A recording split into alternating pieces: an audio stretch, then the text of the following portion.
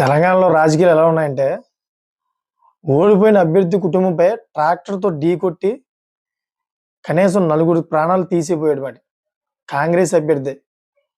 ఎందుకు ఇంతలాగా దారుణంగా తయారవుతారో అర్థం అవ్వట్ల.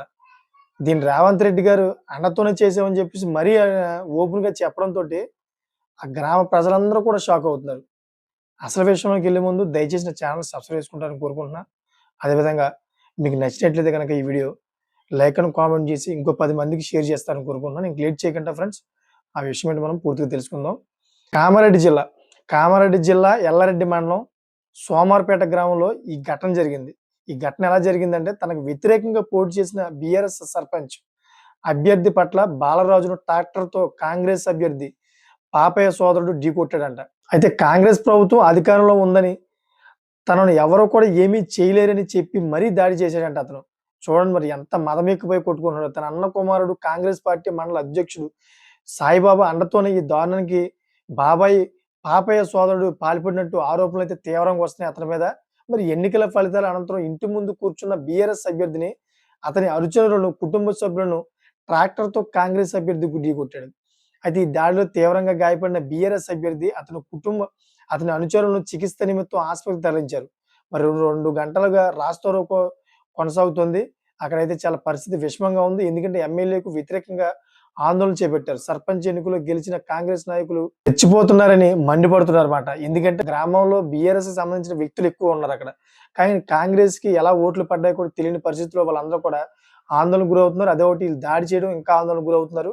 వీళ్ళిద్దరికీ ఎక్కడ పగ మొదలైందంటే వీళ్ళిద్దరూ కూడాను ఫస్ట్‌లో అతను గ్రామ సర్పంచ్‌గా ఉండి వీరి కుటుంబం మీద ఎక్కువ ఆరోపణలు చేసి అదేవిధంగా ఈ కుటుంబాన్ని బాగా ఇబ్బందులు పెట్టేవాడంట.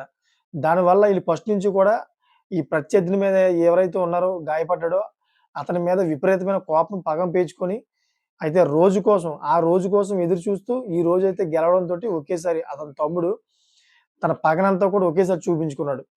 నాకు తెలిసిన మట్టుకైతే ఇటువంటి కొట్టుకోవడాలు, చంపుకోవడాలు కరెక్ట్ కాదు. దయచేసి ఇటువంటిటిలన్నిటి దూరంగా ఉండండి నా ఉద్దేశం. ఇంకోటి కూడా జరిగింది. అసలు ఈ తెలంగాణలోని ఎందుకు ఇలాగా కొట్టుకు చేస్తున్నారు నాకు అర్థం అవ్వట్లే. ఇప్పుడు పంచాయతీ ఎలక్షన్‌కే సర్పంచుల కోసం నరుక్కోవడం, చంపుకోవడమా? ఇంకో కేసు ఏంటంటే దాన్ని తెలుసుకునే ముందు ఒక చిన్న మీ కాంగ్రెస్ గురించి కొంచెం వివరిస్తాను. ఏంటంటే ఇప్పటికే కాంగ్రెస్ పార్టీ బలపరిచిన అభ్యర్థులు పలు చోట్ల ఓటమి చూశారు. అదంతా తెలిసిందే. దీంతో బీజేపీ, బీఆర్ఎస్‌లు కొంచెం జోష్‌తో ఉన్నాయి. ఎందుకంటే 2 దశల్లో కూడా ఓడిపోయిన కాంగ్రెస్ అభ్యర్థులు పలు చోట్ల తమపై బరిలో నిలబడ్డ వారిపై దాడులు చేసిన ఘటనలు బాగా వెలుగులోకి వస్తున్నాయన్నమాట. అయితే ఇంకో సిట్యుయేషన్ చెప్పాను. ఆ సిట్యుయేషన్ ఏంటంటే కొమరం భీం హఫీజాబాద్‌లో గెలిచిన బీజేపీ సర్పంచ్‌ను చెట్టుకు కట్టేసి మరి కాంగ్రెస్ అభ్యర్థి కొడవలతో దాడి యత్నించాడు. మరి ఈ వీడియో వైరల్‌గా మారింది. ఈ ఘటనపై ప్రస్తుతం పెను సంచలనంగా మారింది. తెలంగాణలోని కొమరం భీం హఫీజాబాద్ జిల్లాలో గెలిచిన బీజేపీ సర్పంచ్ అభ్యర్థి మీద ఓడిపోయిన కాంగ్రెస్ అభ్యర్థి దాడికి యత్నించాడు.